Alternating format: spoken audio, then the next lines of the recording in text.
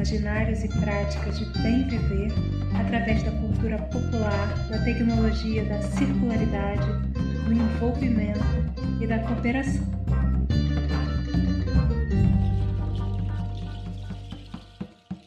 Recreio, a árvore carregada de amigos. Cada um tem um tipo, e aí, tudo sapateado isso aí. Vadico terminou a casa primeiro, fez o fandango. Mariano terminou a dele, fez também. Eu adoro o boi, sou mergulhada na cultura popular. Fandango, caiçara, é um modo de vida, tem relação com o seu bem viver. Muito interessante isso, né? O olhar que escuta. Estamos aqui pesquisando caminhos para uma cultura de bem viver, uma espécie de mapeamento buscando imaginários e práticas de modos de vida que já acontecem e ficam sem espaço na grande mídia do mundo globalizado. Algumas perguntas norteiam e tecem a rede desta série. Como seria se as comunidades fossem brincantes e colaborativas? O que precisamos para cultivar a malemolência? E se pudéssemos cocriar sociedades caracterizadas pelo envolvimento, pela celebração e pela cooperação? Desconfiamos que a cultura popular, a educação e o modo de viver brincante, presente no legado dos povos originários, podem nos trazer um salto quântico para a vida na Terra. É a Norma Nogueira que vem nos falar sobre sua vida dedicada à cultura popular e sobre sua trajetória brincante. Sou Norma, sanfoneira, contadora de história, brincante. Como é importante brincar para a estrutura do ser humano mesmo, né? Dei muitas aulas, eu fiz musicoterapia, sou graduada em piano, né? Até que eu descobri que a melhor coisa do mundo é a expansão de um acordeon.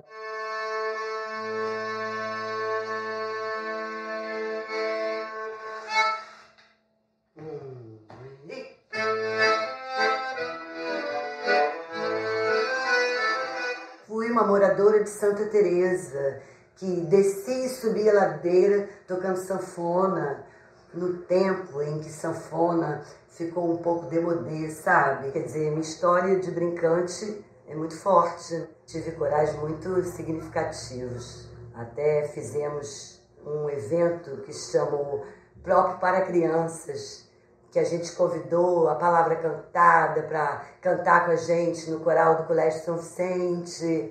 Aí foi uma delícia, aquele lápis, caderno, chiclete, peão, sol, bicicleta, skate, calção. A gente fez várias músicas deles, eu também componho.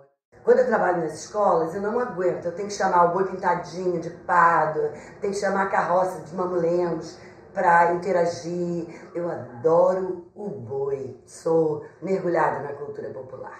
Para mim, o boi é a vida, sabe? Estive também fazendo uns projetos na floresta amazônica mesmo, lá com as crianças de Beira Rio ali. A gente pegava o barco, fui alguns anos seguidos em Porto Trombetas e a gente fez um trabalho de reciclagem dos professores e trocamos muitas histórias e lendas. Aí mergulhamos naqueles rios todos, fazendo contato com boto, com iara, com todos esses elementos mágicos. Eu estudo piano desde pequenininha, desde 6 anos, que a minha casa é uma casa de músicos. Minha faculdade que eu escolhi principal foi a musicoterapia, porque eu conheci os brincantes da minha vida. Eu conheci a Cecília Conde, eu trabalhei com a Silvia Derling, o Fernando Lebes também, que ia lá em casa e cantava todas aquelas chácaras, modas de viola, histórias, lendas. Eu sempre fazia muita produção de Natal. Tem Pastoril de Serra. Eu sou a Diana do Pastoril. Minha sanfona tem nome, minha sanfona é Manuela, Manu, a pequenininha. No tempo da Super 8, filmando tudo na gaiola, que chegava lá em Juazeiro, Petrolina. Eu participei até com a TT da Eden. A gente fez um desenho animado que eu musiquei com os meus alunos. Foi todo um registro dessa história que começava: pisei na tábua da barca, ó marinheiro, No riacho do vapor, ó marinheiro. Era tão vivo, porque eu tinha passado por cada cidadezinha do Rio São Francisco. Gente, eu tenho muitas famílias de brincantes. Já falei aqui do Céu na Terra, agora eu vou ter que falar de uma outra família, que é a Orquestra Sanfônica do Rio de Janeiro. Eu era professora da Escola de Música Vila Lobos. Tinha muitas sanfoneiras, principalmente as mulheres. Quando o Marcelo Caldi, que eu admiro muito, ele deu um curso, eu obriguei minhas alunas e meus alunos do Vila Lobos a ir para Niterói fazer a oficina que ele deu. Aí, a partir dali, naquela farra toda, a gente começou a fazer a Orquestra Sanfônica. Até hoje, a gente está fazendo em praças públicas. Acompanhem o nosso Instagram, que é uma família. A gente viaja, vai para festivais. Sou muito feliz com essa orquestra.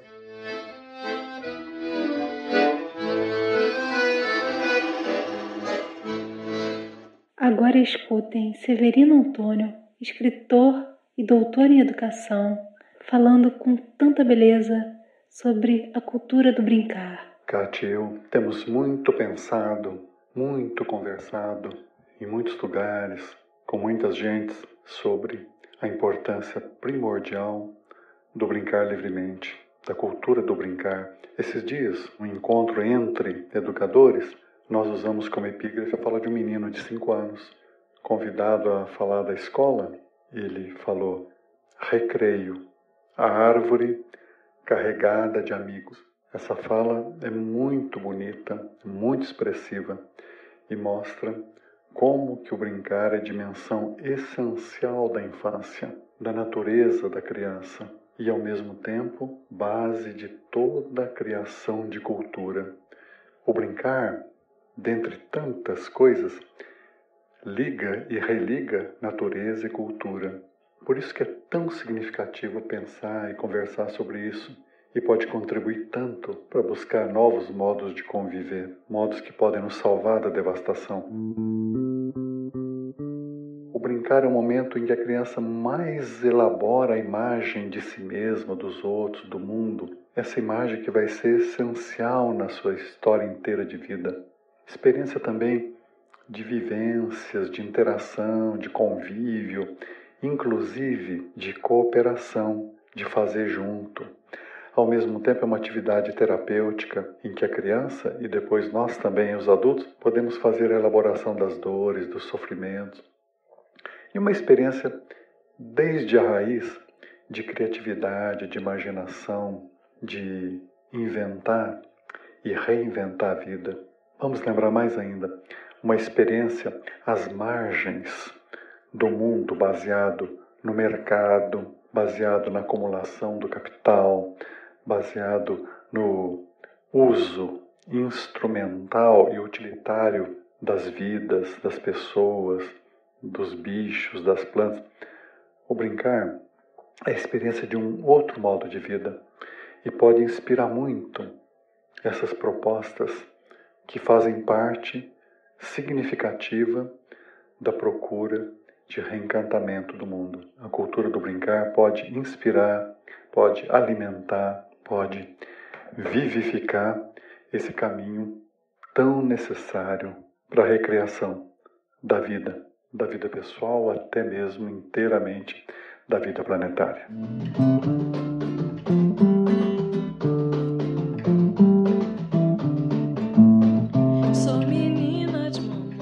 Seu Zé Pereira, mestre na construção de rabeca, nos conta sobre sua vida dedicada ao fandango. Eu sou José Pereira, mas meu apelido como músico, como fandangueiro, eu sou Zé Pereira. Nasci em Rio dos Patos, já no Rio dos Patos, eu já tocava viola. Primeiro eu toquei baile com meu irmão, depois paremos, nossos pais morreram, que naquele tempo se guardava luto dos antigos. Do fandanguinho a gente formamos um grupo, Família Pereira o nome.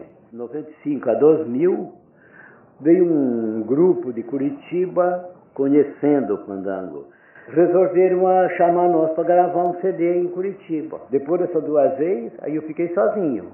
Fiquei sem cantar. Só que eu sempre era bom na rabeca, cantava na verdade como canta até hoje. Ela na segunda e eu na primeira voz. E eu cantava em várias partes do Brasil, assim, eu com a rabeca. Então mandavam me chamar para São Paulo, esse tempo fui para Paraty chamado lá para fazer instrumento e ensinar, fazer e ensinar a tocar. Cada aluno tinha sua rabeca, seu machete, cada um seu atora de pau ali cortando para ver se fazia. Nesse período, porque depois eu não estava mais lá. O fandango começou pelo trabalho, que o trabalho se chama mutirão. Eu pegava na viola já começava. Quando eu pego na viola, eu já sei por que pergunto, como fica tão bonito, dois amigos cantam juntos. Tinha muito verso que é dos antigos, que eu nem sei, nem meu pai, meu bisavô, não sabe quando veio, que é o que eu canto a maioria. Eu aprendi com a rabeca, aprendi com o instrumento, como já falei, com meus tios, né?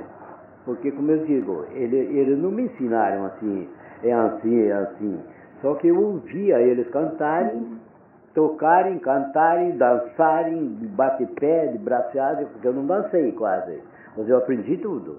Eu hoje ensino a dançar e bater. Era duas violas, a rabeca e um adufo. Adufo é tipo um pandeiro, cada um tem um toque. Tipo assim,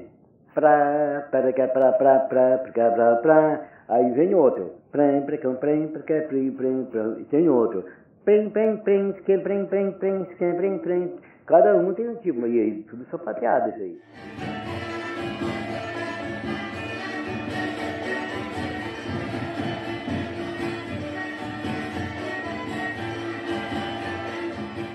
Rodrigo Bis e sua rabeca cantam e contam histórias e memórias da cultura popular.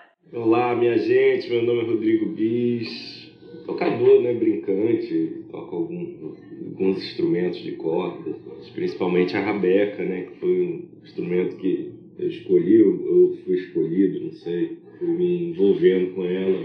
Tinha um rabequeiro muito bom, eu não tocava rabeca, era o Igor França.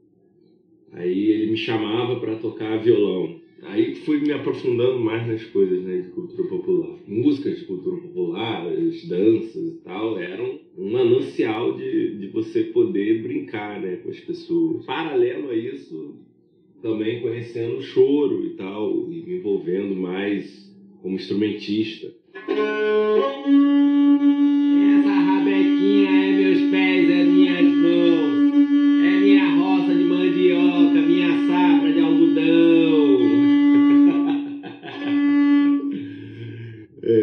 Isso é um verso do Cego Oliveira, que era um cego lá do Cariri. Pô, aí conheci a Norma, né, que é um manancial. A minha primeira rabeca quem deu foi a Norma. Foi um artesão lá de Minas.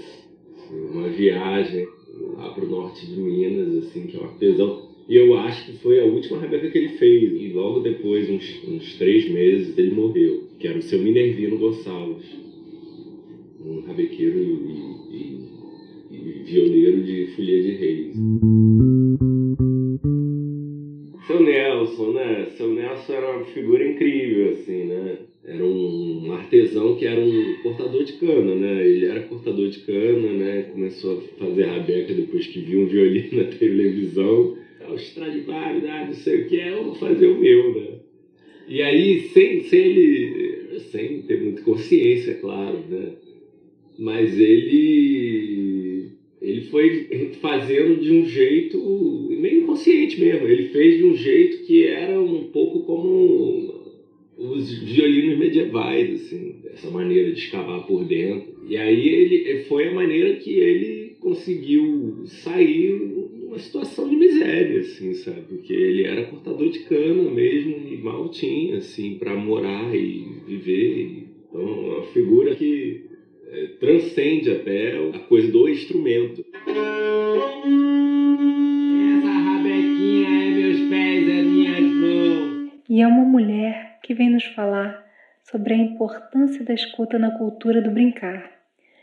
Kátia Tavares é escritora e mestra em educação. Severino e eu temos dito que a escuta, ela é ao mesmo tempo ciência e arte. Ciência porque precisa de um conhecimento elaborado e arte porque precisa da sensibilidade, da intuição. E essas duas, tanto ciência como arte, no conhecimento coletivo, dos saberes coletivos, também estão integrados. porque o saber coletivo, ele já pressupõe uma escuta da natureza, uma escuta da própria comunidade, uma escuta das crianças. Se formos falar de escuta da criança, nós vamos perceber que nesses saberes coletivos, nesses saberes comunitários, vão estar integrado essa escuta de maneira geral, porque são dos saberes coletivos, dos saberes comunitários, que nós vamos observar o quanto ali daquela comunidade tem de escuta da criança, escuta da natureza, escuta do outro, escuta do mundo. Com o conhecimento elaborado, a ciência, nos saberes coletivos, ela se coloca de uma forma ampla. Essa ciência é a ciência do cotidiano, é a ciência do olhar que vê as coisas novas, do olhar que escuta. É muito interessante isso, O olhar que escuta. Nos saberes coletivos nós temos isso, o olhar que escuta e a escuta que vê. Um contribui com o outro, um está integrado, na verdade, com o outro. Então, a escuta dos saberes coletivos, a escuta desse saber comunitário é muito importante para a escuta da criança. Ela em si já ajuda a escuta da criança, a escuta das infâncias. Eu me lembro quando eu era criança, que nós morávamos numa cidade pequena, no Espírito Santo, quase Bahia, e a gente brincava na rua, e a gente tinha no final da tarde um encontro de todas as pessoas ali daquela rua, e as crianças ficavam ali brincando, dançando, um cuidando do outro. Não tinha essa consciência de vida comunitária, mas essa vida comunitária, coletiva, existia por si só. Hoje temos a consciência da importância dessa vida comunitária que foi sendo interditada na modernidade, mas que hoje ressurge com força, essa força que nos dá esses saberes e essa escuta desses saberes, tanto do coletivo quanto a escuta das infâncias. Agora vamos ouvir um pouco da história do fandango com Fernando Oliveira, do Ponto de Cultura Povos da Mata Atlântica. Olá, meu nome é Fernando Oliveira Silva, eu sou educador, biólogo, guia de turismo, empreendedor social. Eu atuo numa organização social chamada Ponto de Cultura Povos da Mata Atlântica. Há alguns anos nós trabalhamos com o fandango caiçara aqui na cidade de Cananéia, onde apoiamos iniciativas, grupos, mestres, mestras, enfim, através de um programa chamado Puxirão, de apoio ao fandango caiçara, que nos últimos anos tem se ampliado. E nesse processo todo eu tive a oportunidade de atuar no processo de registro da pesquisa técnica e posterior registro do fandango caiçara como um patrimônio cultural brasileiro. Em 2012 foi o registro. Acho importante dizer que o fandango caiçara é um modo de vida em relação com o seu bem viver. As comunidades, quando praticam o fandango, quando fazem o fandango naturalmente, elas estão praticando a sua felicidade. E isso tem total conexão com essa coisa do bem viver, da saúde integral, do bem-estar.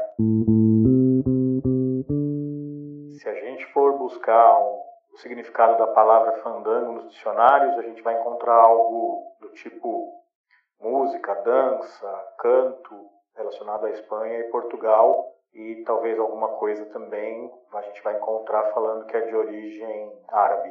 Mas esse fandango, que é descrito nos conceitos, chega no Brasil e se espalha pelo Brasil, tanto que a gente encontra esse termo sendo usado de norte a sul do país, como por exemplo no sul do país, mas também aqui no território cultural dos povos caiçaras. A princípio, registrado no IPHAN, que é o Instituto do Patrimônio Histórico e Artístico Nacional, um órgão ligado ao Ministério da Cultura. No documento que foi feito, pesquisa traz que o território do fandango caiçara é entre o norte do Paraná, aqui as cidades de Morretes, Paranaguá, Guaraqueçaba, passa aqui pelo litoral sul de São Paulo, Cananéia e Iguape, e chega ao litoral norte de São Paulo, em Ubatuba, mas também pode chegar em Paraty. Alguns caiçaras já consideram que a ciranda de Paraty tem elementos do fandango e vice-versa.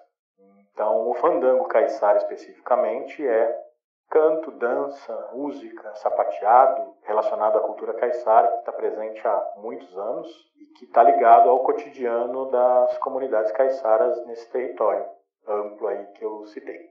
As comunidades caiçaras, com algumas lideranças masculinas e femininas, conseguiram se transformar em protagonistas, né, da sua própria cultura e hoje conseguem ocupar espaços que antes não conseguiam ocupar.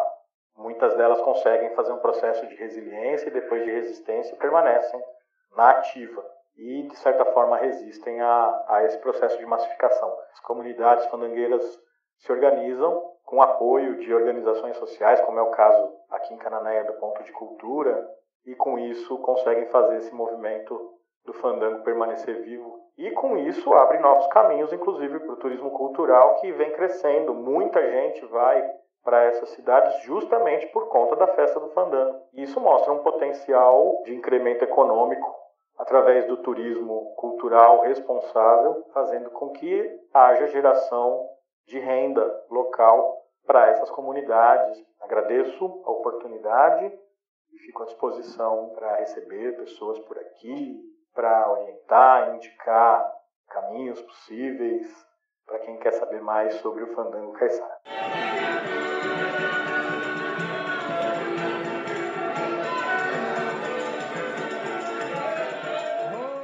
E que alegria ter nesse episódio Dona Beth e Michel falando sobre o valor do mutirão na vida da população caiçara. Meu nome é Michel, faço parte da comunidade de Itacuruçá Pereirinha, tenho 27 anos. Meu nome é Elizabeth, sou da comunidade também Itacuruçá Pereirinha, tenho 69 anos. Nossa comunidade, a gente sempre fez os mutirões. Tempos atrás, né, no começo, a gente fazia mutirão da comunidade Itacuruçá Pereirinha e juntos com a trincheira também, que é do outro lado da Ilha Comprida. Os mutirões de roça, a gente convidava todo mundo, tal dia, esperava a época do plantio, tinha que ter a lua certa, o pessoal vinha, cavava a roça o dia inteiro, tanto os homens cavavam, as mulheres plantavam o que fosse para plantar, a rama, o feijão, a batata, o milho, era plantado tudo naquele dia. A melancia, e à noite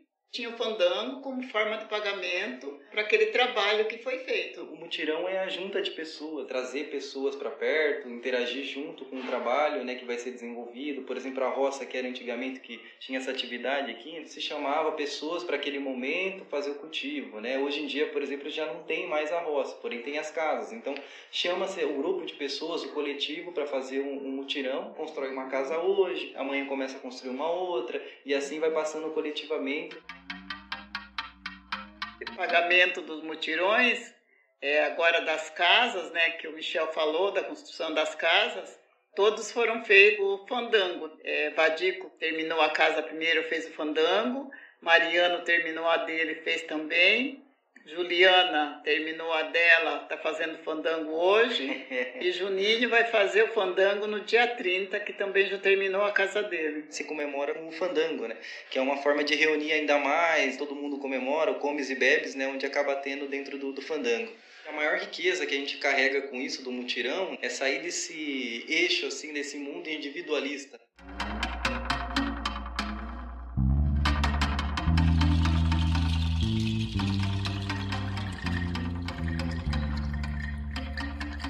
Conta-gotas poético com Diana Graça.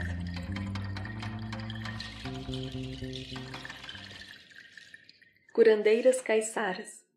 Bem viver é tecer vivo de saberes entre naturezas. Mãos e folhas criam curas, benzem, dançam. Eva baleeira, curandeira da beira-mar, ouve o pescador cantar, traz alívio para dores e inflamações do corpo. Com força de mar, renova a pele, acelerando a cicatrização. Na floresta, perto do mar, outra curandeira tece seu curar. É a cataia. Do tupi, é a folha que queima. Queima a ansiedade, as inflamações, as dores, as infecções e desarranjos intestinais. Suas folhas perfumam a cachaça, dando vida a Cataia, o uísque caiçara.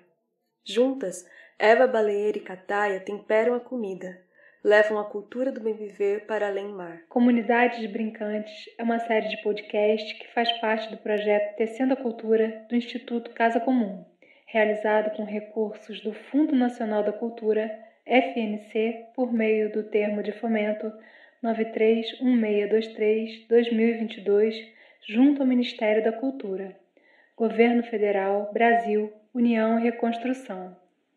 Créditos da equipe: Diana Graça, pesquisa, criação e roteiro; Flávia Muniz, locução e gravação do podcast; Rodrigo Sebastião, sonoplastia e edição. Agradecimento especial à deputada Luísa Erundina. Estes episódios estão disponíveis no canal do Instituto Casa Comum no Spotify e demais plataformas de podcast. Também no site do Instituto Casa Comum, www.institutocasacomum.org. Nos acompanhe nas redes sociais. Todos os programas estão liberados para uso educacional e transmissão gratuita por emissoras de rádio comunitárias, educativas e locais, bastando cadastrar-se no site do Instituto Casa Comum. Agradecemos a atenção de vocês. Até nosso próximo episódio com o tema Cultura de Terreiro, Tecnologia da Circularidade.